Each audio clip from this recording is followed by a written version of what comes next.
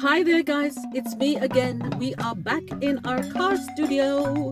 Welcome again. Welcome to the African Queen Mode channel show. Ooh, I think it would be nice if I went outside and showed you around. But what I'll do, I'm going to record first and then we will look around. So how are you all doing? I hope you're good. Today we are going to be discussing politics again. Yeah, I did a Thanksgiving show the other day and I decided, okay, now I know some people are like, okay, when are you going to continue with the political analysis, madame? Well, I am here and let's talk. I've been following quite keenly the news and discovered that there's a lot going on in the world. There's a lot. I can't summarize it in one video. Let's pick it one bit at a time. At the moment, what are the most pressing issues in Kenya right now? We are looking at President Ruto threatening the judges, President Ruto threatening the citizenry of Kenya, and saying that his sword is not just for cutting cabbages. Yeah, he can also deal with you with his sword. He said he was given the sword when he was being sworn in as president. And with that sword, it's not just for cutting cabbages. Guys, that is a direct threat. Whoa, I was shocked. If that happened here in the UK, that would be a reason for the citizenry to be on the streets. Because how can a whole president threaten his own people who put him in power? How? Is that possible, guys? Okay, then he's threatened the judges. And he has said that he's not going to be dealing with any corrupt judges. Huh. And I asked myself, really? So, and he's been asked by Mr. Okiom Tata to name the judges and to name the corruption cases and allegations that he has against the judges. In fact, that was exactly my thought. I was like, this guy is digging a pit for himself. He is. This president. What is he saying? Then I come across an article where it's talking about baronomics, the wheelbarronomics of the Kenya Kwanza regime, where, it's just full of lies and, I don't like to use the word lies because I find it rather light. There are other words, deceit, there are other beautiful words that we can use, which are much more descriptive. And I'm going to read you an article today, which I found very interesting. Today is going to be more about me reading an article to you. Because by the way, guys, there's a lot going on. And sometimes, you want to say things, but I know that I cannot say them as well as somebody else does. So unfortunately, that article happens to be on the phone which I am recording on. So one sec. So guys, this is the article that I'm going to read. Hard Talk Kenya Reloaded. All right. Telling it like it is. And it's called A Shameless Master of Deceit, Fraud and Trickery and Conmanship. A chameleon will change its color 100 times, but never change its habit of eating flies. I'm telling you, this thing was written on December 23rd, 2021. Guy, you want to tell me that my eyesight has become so bad I can't see nothing anymore? December 23rd, 2021. This is 2 years ago, actually 3 years ago now. Yeah, almost 3 years ago. A Shameless Master of Deceit. Yep. Putting the snake oil salesman in his place. This is by Dr. Peter Kimani, who is an author, lecturer, and columnist with The Standard. And he penned an interesting segment at a very seriously speaking page, on his seriously speaking page. And it was in The Standard on Friday, September 24th, 2021. So, the elections were actually held in August 2022. I believe then, President Ruto was actually in his campaign mode. But this is what Peter Kimani says about him. Let's listen. Let's listen to this columnist, Dr. Peter Kimani, PhD, all right? So he says,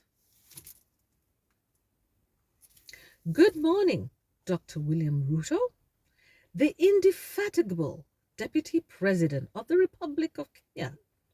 When I call you Man Ruto, or even Man from Sugoi, I do not mean to diminish your achievements." My goodness, the satire that is in this piece. Especially given the recent insinuations by Raphael Tuju and co., the Jubilee minister without portfolio. Tuju made it sound like your outstanding academic qualifications wasn't fully earned. Although we did catch glimpses of you hopping off choppers to go on field assignments, heck, that's one hell of an achievement. You must be the only student in the world who goes to the field in his chopper. But that's not my problem. Actually, I do not have any problem whatsoever about your achievements, real or imagined. I just found Tuju's snide remarks about your industry and exponential successes in business inappropriate. I'd like to go a different direction, though, and propose that you need to go slow for the sake of your own health. From your many public appearances, one fears you could be working towards a burnout, since you don't rest even on Sundays, the day that God ordained mankind's rest and recuperation. Okay, so he continues to say, I am not invoking the biblical view to isolate other faiths. I am cognizant that Kenya is a multi-faith society, and you have done well to attend services in Christian denominations as well as indigenous worship services. Indigenous worship systems, he says. Now, how about going to the mosque to pray? That would spare your Sunday for rest. So he continues to say, some killjoys claim that your appearance in such spaces is nothing but a performance, and that those religious regalia you adorn are not statements of faith. Since I am not in the business of judging others, I will refrain from such comments. He's not in the business of judging others. Honestly, sincerely, guys, anyone who took literature, you're enjoying this one. My other suggestion is that you also learn to speak less. Last weekend, you claimed your boss, Prezo UK, and your other previous boss at the Orange Democratic Movement, Tinga, also known as Baba, are hell-bent on blocking your path to presidency because your father is unknown. I guess your assessment is based on the simple fact that the duo fathers, Jomo and Jaramogi, were well-heeled Kenyans. But as our people like to say, usitubebe malenge. Don't take us for fools, don't take us for pumpkins. That's what he means. Oh my God. So he says, good people, maybe Dr. Peter Kimani should have reminded this incorrigible hypocrite called Ruto that Jomo and Jaramogi were not only paupers themselves, but their fathers were also unknown, and not only unknown, but lived in abject poverty. Jomo, for one, was orphaned at around 10 years old and had to take care of his younger brother, James Muigai Ngengi. In fact, the man from Othaya, Mwai Kibaki, had a proper hustler father who hawked ground snuff or tumbaku to feed his family. God, I didn't know that about President Kibaki's father. That did not prevent anyone from voting his son as president. Point taken, yeah? So, my unsolicited counsel for you to get some rest and to be more circumspect should be interpreted as a form of endorsement.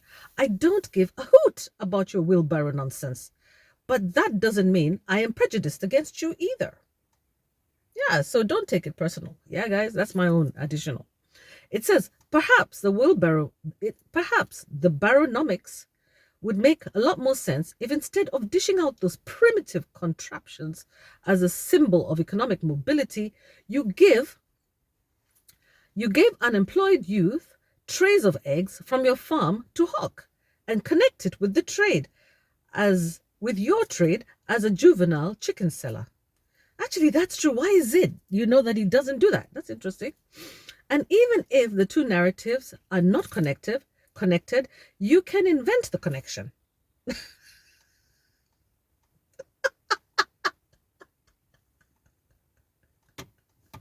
This reads like a good book, guys. What do you think so far? Are you enjoying it? Let me go on. It's certainly better than this hustler dynasty divide that you alleged to have invented.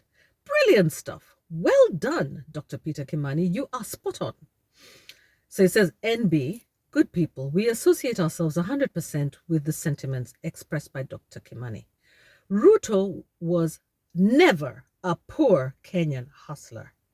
So for all of you guys who have been cheated that Ruto was a hustler and poor at some point, that was a joke.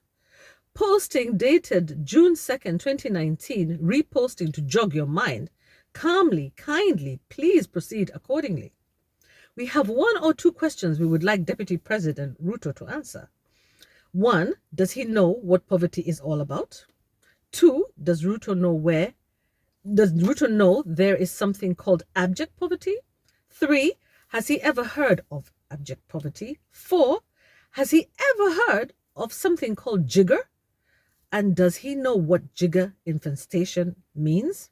5, has he ever heard of something called bedbugs?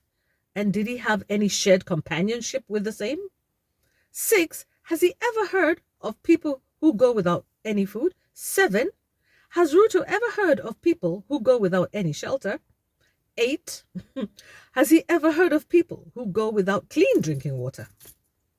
9, has Ruto ever heard or seen people who go without any clothing? Hey, these questions are many, you people. 10, has he ever heard of people who go about without education and not out of choice? 11, has he ever heard of people who went without any lighting or any description in their homes? 12, has Ruto ever heard of people go without healthcare and not out of choice? 13, has he ever heard of people who sleep in the cold, in the streets, etc.? 14, has Ruto ever heard of people who give birth in the open? In public and not out of choice? 15, has he ever heard of children who do not go to school because of lack of school fees? 16, has Ruto ever heard of children sent home for lack of school fees? 17, has he ever heard of children who remain in schools after the same are closed because they have nowhere to call home? And 18, has Ruto ever heard of some places called orphanages? And does he think animals live there?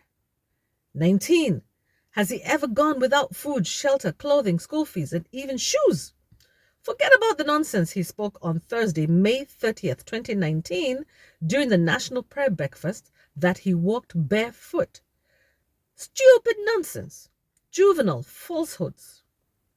20, and by the way, did Ruto live in a mud-walled, grass-thatched house like the majority of poor Kenyans did? 21, Ruto said during the National Prayer Breakfast that when our founding father passed on in 1978, I remember it very well because we were in school holidays, I was looking after my father's cows. Now, does Ruto know that poverty-stricken Kenyan households could not afford cows? 22, pursuant to 21 above, it is fair to assume that the household of his parents, Daniel Cheriot and Sarah Cheruno, had a transistor radio enabling them to learn on the passing of the Mzee Jomo Kenyatta pronto. Well, poverty-stricken Kenyan households could not even afford a transistor radio. 23, Ruto also said during the National Prayer Breakfast, my father bought me my first shoes in 1981 for 60 shillings for a Mr. Onyango on the street because he could not afford butter shoes. Good people, surely. If Daniel Cheriot could afford to purchase cows and a transistor radio, how could he not afford to pay for a pair of shoes for his son William, taking cognizance of the fact that, and notwithstanding the fact that, 60 shillings was a lot of money. Then, Bata outlets had shoes costing less than 60 shillings, including the plastic variety. 24. Ruto says he sold chicken and eggs. But was he doing so because of poverty or because of early entrepreneurship, acumen, or early craving for primitive criminal accumulation of money? taking cognizance of the fact that even Uhuru Kenyatta engaged in small-time business of buying and selling vegetables after secondary school. By any Kenyan standards, and considering all factors and the majority households, William Samoei Ruto was a creature of comfort and should not mock God and poor Kenyans by repeatedly cheating about his past. It is evil. It is manifestingly ungodly, and Ruto should be ashamed of himself. Good people, not all of us can come from big families, and nobody chose their parents. Or did Ruto have a choice to choose the parents that he refused to take? Or did Ruto have a choice to take his parents that he refused to take full advantage of, opting instead for Daniel Cheriot and Sarah Cherono, because otherwise he should have chosen Mzee Kenyatta, Mama Ngina, Daniel Moi, Mama Lena, or Jaramogi and Mama Juma, etc. To feel as dynastic as the dynastic sons he keeps heaping scorn on, mocking and ridiculing because he believes he's better than them. Nothing to add. Enough said. Everything is in black and white. A luta continua. Wow! Boy! What do you call that, guys? I'm even exhausted reading it. And I think I'm going to stop here. The rest is for you to comment. What do you think about this shameless master of deceit, fraud, trickery, and conmanship article that was written by Dr. Peter Kimani, an author, lecturer, columnist with The Standard in 2019? Actually, no, in 2021. Wow. Wow. Wow. So in summary, I know I've said enough and I've said a lot, but in summary, these are my views about that article. That I think one should take everything as face value. Everything that Ruto tells us about himself, take it with a pinch of salt. I wouldn't believe anything that he tells me anymore about his past, about his family, about how he grew up without shoes. I won't believe any of that stuff. But I will believe one thing, that he's a bitter man. And bitter people are very dangerous people. When you are bitter, you can't wish well on anyone and you can't do good for anyone. So let's pray for Dr. Ruto. That's the first thing I'll tell our Christians and Muslims. We need to put our president in prayer so that root of bitterness that is in him can leave him, because it's going to eat him. It's going to eat him completely, and he's going to become destructive. And the root of bitterness is a terrible, terrible thing. It actually destroys. It destroys the person who is bitter, and it also destroys the people around them. And there's a picture that's been circulating about Mama Rachel, and I've been avoiding talking about it as a woman, because I am not going to ever shame another woman. That will not happen. Not me. But it is circulating, and I am going to put that picture here for you to see. And that picture of Mrs. Ruto around early January this year, kind of portrays a person who is not happy. A person who's not unhappy, and probably even worse than unhappy. Somebody who seems traumatized. Somebody who seems, withdrawn. Very withdrawn. And thinking very far away. She's not herself. She's not her pretty self, her pretty confident self. There in that picture. And yes, as much as we are allowed, to have our moods and our mood swings as women, and even to be tired and to look tired, I think in this particular case, a lot of people are concerned. It was a public gathering, and I think there's reason to be concerned, So what I can say is, I pray for Rachel Ruto that she's not going to be taking the brunt of the bitterness of her husband, that she's not going to be taking the brunt of we Kenyans complaining a lot about our country. I also pray for her, see the light and realize that her husband actually is somebody that probably needs divine intervention and probably needs a lot of prayer. She has done the praying for him, I'm sure, plenty of times. But I think maybe he might, at this point, need to see somebody, maybe a medical person, maybe a psychiatrist, maybe a psychologist, somebody, because obviously I feel that, somebody who lies a lot has a problem. I don't want to name the problem because I'm not a doctor, but I know that he probably needs to see someone if he's not already seeing someone. But anyway, that's the end, guys. And I would love to hear your comments. Thank you so much for watching. And I wish you a very nice weekend. And toodles. Talk to you soon again. Bye-bye.